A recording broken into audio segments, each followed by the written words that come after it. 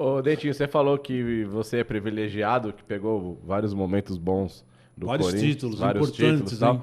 Mas voltando ali pro começo, na sua infância foi bem difícil, né? Na época do tabu. Como que era ali no ABC ser corintiano e ficar aguentando a orelhada dos outros lá? Não, difícil, meu. Difícil porque a grande maioria dos amigos meus eram todos eles palestrinos, né? Então, o Palmeiras era o time da época, o Palmeiras, o Santos, o São Paulo mesmo, eram os três times que mandavam. E o Corinthians era o time que ficava na fila. E eu ali sofrendo, né?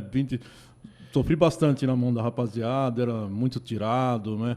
Mas o amor de corintiano é aquele corintiano, a fidelidade começa por aí, né? Então, acho que foi anos difíceis. Até atingir o 77, até atingir aquele ano de 77 foi difícil. A gente falavam várias piadinhas, umas que o corintiano serviu o exército, que passou 18 anos na fila, aquela coisa toda. Foi difícil, mas a gente foi crescendo com essa fidelidade que o corintiano assumiu, né? A sua primeira vez no estádio foi em que ano?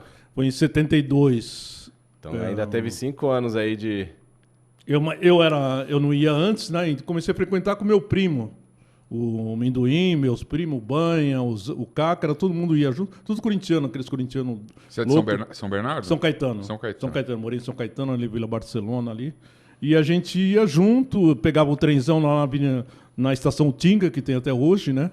E Pacaembu, descia, Avenida Pacaembu a pé e estamos no Pacaembu. Foi em 72, um grande time o Corinthians tinha naquela época também. 72, nós chegamos a disputar, porque aqui no Campeonato Brasileiro era meio complicado, né? Era um jogo, então a gente disputou um jogo com o Botafogo, quase a gente foi na final com o A Palmeiras. gente já falou isso várias vezes, o pessoal dava valor pro Campeonato Paulista, né? Nessa época aí, né? Dava. Era muito mais valorizado, né, do que o O brasileiro. Campeonato Brasileiro era aquela coisa muito politizada, né? Da época, era muita política, muita coisa assim por trás dos campeonatos, que os feudos particulares aí que tinham que colocar times para disputar os torneios, então era muito inchaço, né? O Campeonato Brasileiro era inchado. Tanto que às vezes a gente viajava, assim já falando em Gaviões que eu estava, a gente viajava e ficava uma semana lá no Nordeste, porque eles colocavam lá 4, 5 jogos lá no Nordeste e o Corinthians fazia os 4 jogos lá para depois descer. Era uma coisa assim. Mas 72 o Corinthians tinha um grande time naquela época.